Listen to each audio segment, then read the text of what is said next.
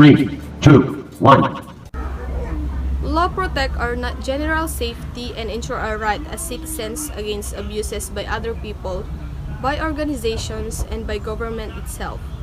We must obey policies in order to have a better and safe place to live in. So good day everyone, I'm Lirasan, and if I would be the President of the Philippines, I would do these 5 policies, bills, laws, law movements for the country's better state.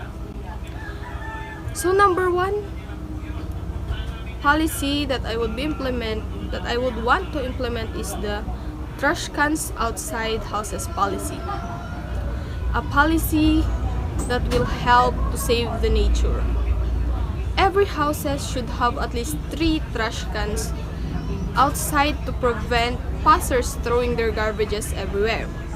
These waste bins should be labeled in 3 categories: the biodegradable, non-biodegradable, and the recyclable.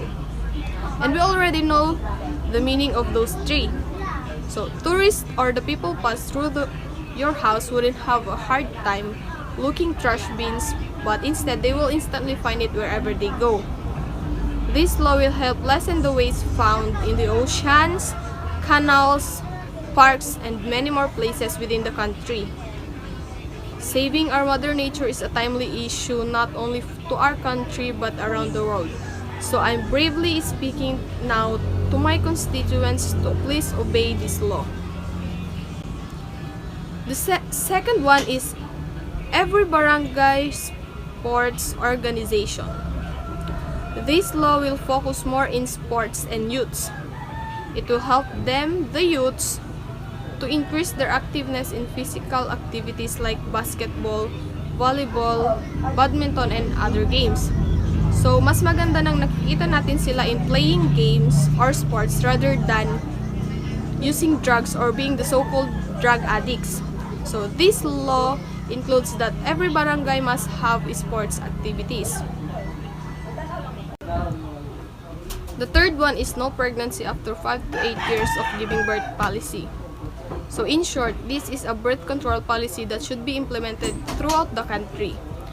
It will have a big impact in managing population growth. This policy will obtain women from getting pregnant not unless they surpass the 5 to 8 years of not giving birth, and also let's say that this must be the gap of their children, the 5 to 8 years. So Dr. Kidwell said that a spacing of about 5 years is apparently optimal. It frees the parents from having to meet the demands and pressure of 2 children close together in age. In addition, the mother's body is fully recovered from the challenges of pregnancy and birth of the previous child. Number 4 is the LGBTQ legality law. It will promote equality among all genders, including the LGBTQ community. People who belong to this community should also be recognized by who they really are. It will be legal for them to show their real self without any judgments. People who are caught making fun of them will be given an appropriate punishments. So let's start to accept and protect them by this law. The last one is the same-sex marriage. We already have an idea about this law because it is also one of the timely related issue in the country wherein you can marry the person with the same sex as you. As for the information of all, many countries accepted the same-sex marriage, and me, as a president, I will also allow this law to be carried out throughout the country, which is the Philippines. I will let everyone marry the person they really want, even if they have the same sexuality. We should also think that it is not their fault to fall in love with the person having the same sex like his or her. Remember, love is love. We cannot dictate it. Thank you for listening to my song. I hope you like the policies and law that I, as a president, would want to implement. So again, thank you and have a good day.